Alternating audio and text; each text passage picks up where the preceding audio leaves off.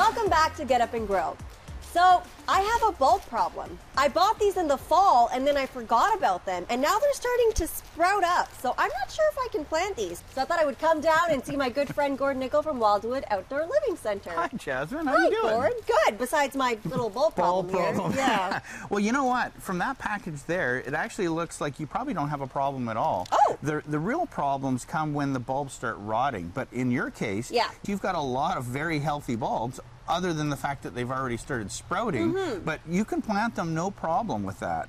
Where you would have a problem is if they had some rot to them. And like I said, from what I can see through the package here, they look good, the skin is good. You've obviously took care of them when you were in between buying them and now. When I was busy forgetting about them, took a lot of good care of them. Yeah, so those are good. Actually, no problem. Follow the directions, plant them. And in this case, it looks like you got some crocuses and tulips sort of mixed up in there. So what you can do is just follow the directions. You can plant them a little bit deeper if you want, because they are starting to sprout a little bit more than they would if they were in the soil at this point. So it actually looks pretty good. Okay, so how do I know if I can't plant a bulb? Okay, good point. Yeah. So I brought these. These are Allium giganticum. It's sort of that big purple allium. Kind of looks like an onion. Kind of looks like an onion, yeah. So we've got a few here. So if you have a bulb like this, and, or any bulbs really, and you give them a little sort of squeeze and they're nice and hard, this one's given us a little indication it's okay, it's got a sprout right on there. But if you have something like this one, where it feels a little soft in there, you can just sort of open it up, or maybe. There you go. And this one is just starting to rot just inside. But here's a better indicator. I pulled this one out earlier. This one you can easily see. Now you can tell if you're squeezing them and they're really punky inside, they're not going to do anything for you. And that's dry. You can feel the dryness. Yeah, you really can there. Yeah, it's all these are no good. So if you've got something nice and hard, very solid, or in the case of tulips, sometimes you'll see some discoloration, some rotting at the base. These ones again are sprouting quite nicely, so they're really quite good. Any of these will work really well. So you're all set. Perfect. So say I did plant something and it's starting to sprout up. Is the cold weather going to hurt it at all? Well, no, and we've got a little pot. This is actually the one we did a long time ago. In the middle. Whoa, strong. Yeah, there you go. That's pretty heavy.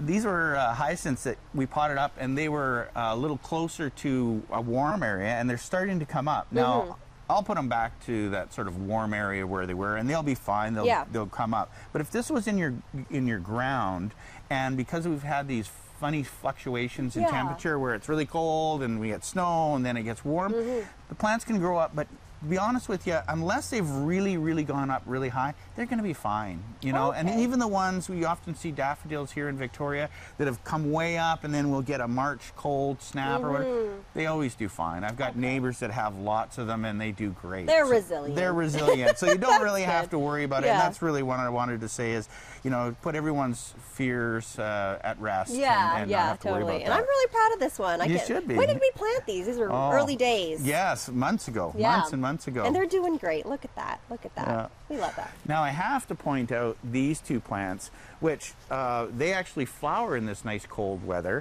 And you know, a lot of the cold weather flowering plants have a really strong fragrance, and I don't know if it's because they're trying to compete or get the insects to come out or what it is. But if you smell this is amazing. Oh wow, that smells really good. Yeah, and they're great. It's called Sarcococa. And this one here is called Viburnum bodnatense. I think it's Spring Dawn. And it also has a great fragrance. And if you plant this one in particular in a little alcove close to your house where maybe there's not a lot of wind, oh, you get that fragrance coming in through your doors. And it's really nice, especially at this time of the year when spring isn't quite here and you want a little something to remind you. But will they do well through spring too, or is it kind of just well, they have this one actually, the leaves will start to come out, and it's a nice, it has sort of a ruffled leaf to it, and it looks nice. It's a background plant. This one actually has, it's evergreen, so it'll have this nice evergreen look to it. So it works with other spring flowering plants. So that's awesome. It's really good. All right, well, thanks, Gort. Thanks for solving my my little bulb problem there. Good to know.